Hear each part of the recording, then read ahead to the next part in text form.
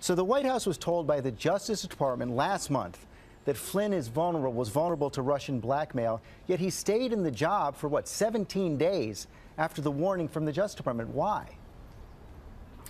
George, the General Flynn continued on the national security team and kept doing the presidential briefings, being on the leader calls.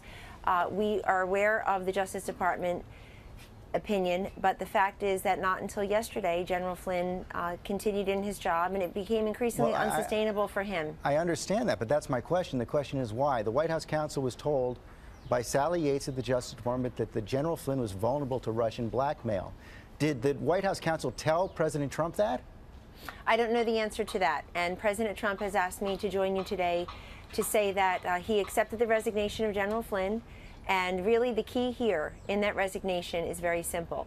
It's that the Vice President, Mike Pence, was misled by General Flynn, or General Flynn could not completely recall what his conversations had been with the Russian ambassador. But Kellyanne, the White House knew that almost 3 weeks ago. They knew that after the Justice Department told the White House counsel, Don McGahn, almost 3 weeks ago that General Flynn had not told the truth about those phone calls and was vulnerable to Russian blackmail.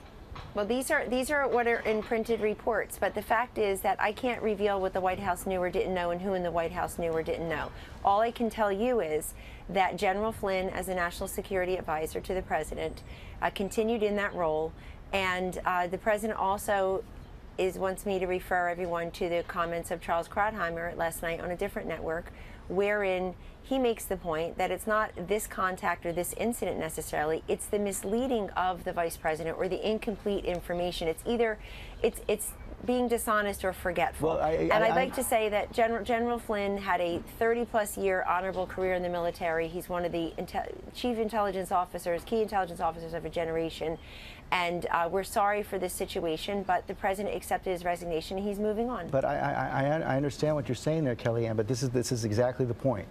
3 weeks ago, the Justice Department told the White House that General Flynn was misleading the vice president, was misleading the public about his contacts with the Russians. You had that information. The White House had that information, chose to keep General Flynn in his job, chose not to correct the record, chose not to tell the public what they knew about General Flynn's phone calls. How could that be? But George, again, I'm not here to say who knew what when, because first of all, that would be divulging information that is highly sensitive, and secondly, I don't know all the details. I haven't spoken to everyone that you're talking about in that instance. It's a very fluid situation. It was obviously very fluid into the night. We were here very late last night.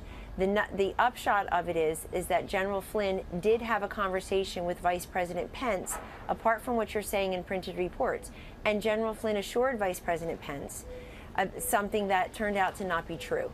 And that's really the key here. I think that General Flynn, in the end, decided he was a lightning rod. He did not want to be a distraction, and he tendered his resignation last night because what he had provided the vice president either was a product of misleading information or forgetfulness, and neither one was sustainable long term. Kellyanne, I got to get to the bottom of this here. You asked to come on this morning at the president's request. The president wants you to come out and speak for the White House this morning. Do you know if the president was told 3 weeks ago, when Sally Yates told the White House counsel that General Flynn had been compromised, do you know if the president was told that? I do not know that, George. Do you know if the vice president was told that? I do not know that. Do you know why the White House chose not to correct the record for those 3 weeks?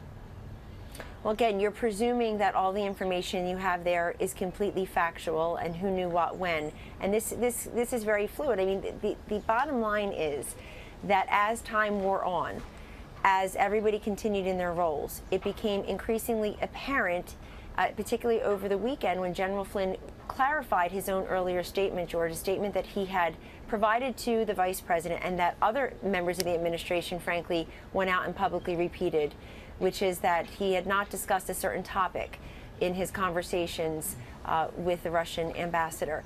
And so when General Flynn clarified those comments that it's possible and he could not recall, that accelerated matters in a way that was different, and that's where we are today. It is a fact that the Justice Department did tell the White House counsel, Don McGahn, information almost 3 weeks ago. Final question: you said late yesterday afternoon that the president had full confidence in General Flynn.